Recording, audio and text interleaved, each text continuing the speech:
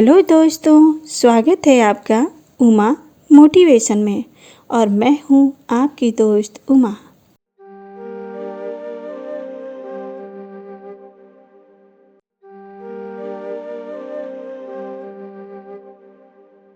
तो चलिए शुरू करते हैं आज की मोटिवेशनल कहानी। प्राचीन काल की बात है। एक राजा था। राजा को बहादुर और बुद्धिमान लोग बहुत पसंद थे, लेकिन झूठ बोलने वाले, गलत कार्य करने वाले लोगों से उसे सख्त घृणा थी।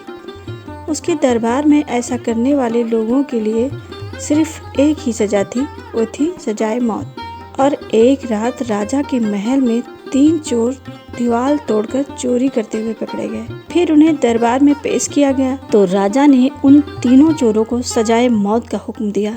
तीनों चोर थर थर कांपने लगे, पर राजा का हुक्म तो शाही फरमान था, भला उसे कौन बदल सकता था। तीनों चोरों में एक चोर बड़ा ही बुद्धिमान था। उसका ऐसा मानना था कि जब तक जीवन शेष है, हार ना मानो। अपने जीवन की रक्षा करना हमारा पहला फर्ज है। अतः वह यह सोचने लगा कि कैसे राजा की दी हुई फांसी से बचा जाए। पहले और दूसरे चोर को जब फांसी दी गई, उसके बाद उसकी बारी आई, और अपनी बारी आते ही वह बोला कि हमारे राजा का हुक्म सर आंखों पर मैं एक ऐसी कला जानता हूँ जिससे पूरे राज्य को बहुत लाभ होगा। यदि मैं मर गया तो मेरे साथ यह कला भी मर जाएगी।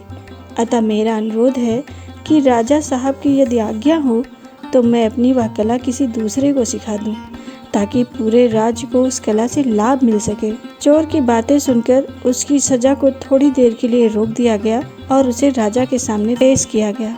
राजा ने चोर से पूछा कि तुम्हें ऐसी कौन सी कला मालूम है, हमें तुरंत बताओ। चोर बोला, महाराज, मैं सोने की खेती करना जानता हूँ, जो एक विशेष तरीके से होती है। चोर की बात सुनकर राजा चौंक गया। राजा सोचने लगा कि भला क्या सोने की भी खेती संभव है, और यदि ऐसा हुआ तो निश्चित ही हमारे राज्य को इसका बहुत ही लाभ होगा। राजा ने चोर से कहा, यदि तुम्हारी बात झूठ निकली तो तुम्हारी मृत्यु और भी ज्यादा दर्दनाक कर देंगे। तो चोर बोला, जैसा आप चाहें महाराज। फिर राजा बोला, सोने की खेती करने के लिए क्या करना होगा? चोर बोला, महाराज, 1 महीने बाद सोने की खेती के लिए सबसे उत्तम समय हो जाएगा।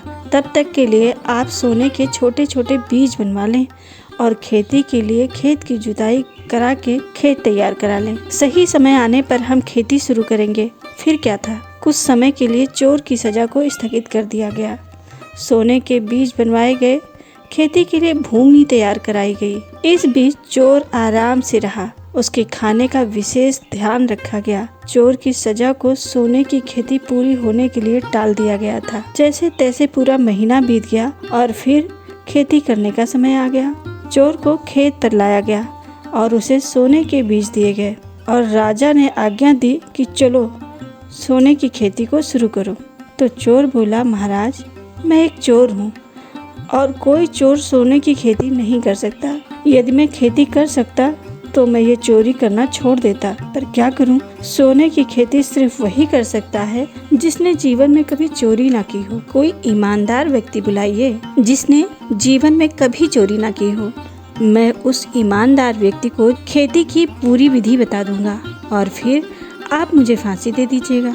राजा ने मंत्री से कहा कि वे चोर से सोने की खेती की विधि सीख लें और बीज बोएं। पर मंत्री सिर झुकाकर शर्मिंदा होते हुए राजा के सामने बोला, महाराज, मैं राज के महत्वपूर्ण कार्यों के लिए राजकोष का धन इस्तेमाल करता हूँ और हिसाब लिखवाते समय गलत हिसाब देकर धन की चोरी कर लेता हूँ, जिससे आपको पता भी नहीं चल पाता और मेरा भी काम बन जाता है। तो राजा ने दूसरे पदाधिकारियों से सोने के बीज को बोने के लिए कहा, पर यह क्या, हर व्यक्ति अपनी अपनी बात बताने लगा।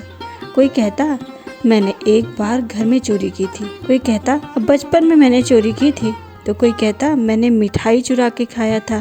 तो किसी ने कहा कि मैंने पड़ोसी के बाग से फल चुराए थे। फिर राज के हर व्यक्ति से बारी बारी बीज बोने के लिए कहा गया, और ऐसे ही कई दिन बीत गए, पर कोई भी व्यक्ति पूरी तरीके से ईमानदार नहीं मिला। अब समस्या यह थी कि सोने की खेती कैसे हो।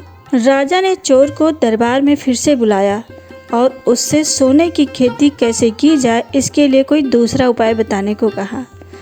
यह सब सुनकर चोर जोर जोर से हंसने लगा।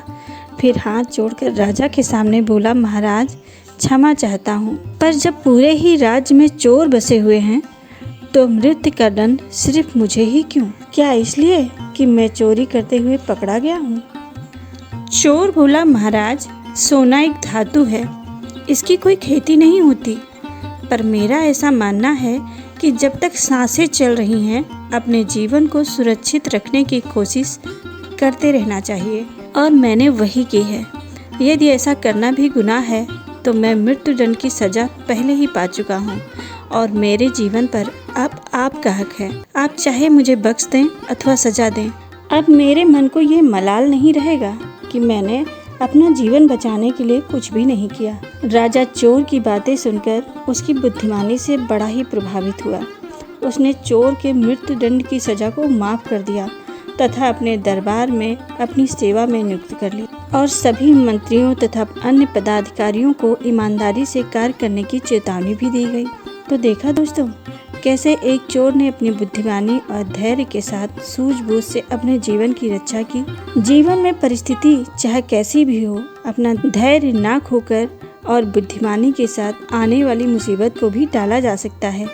दोस्तों, आपको हमारी ये कहानी कैसी लगी हमें कमेंट कर ज़रूर बताएं, और हाँ, प्लीज़ हमारे चैनल को लाइक, शेयर और सब्सक्राइब करना ना भूलें। Thanks for watching.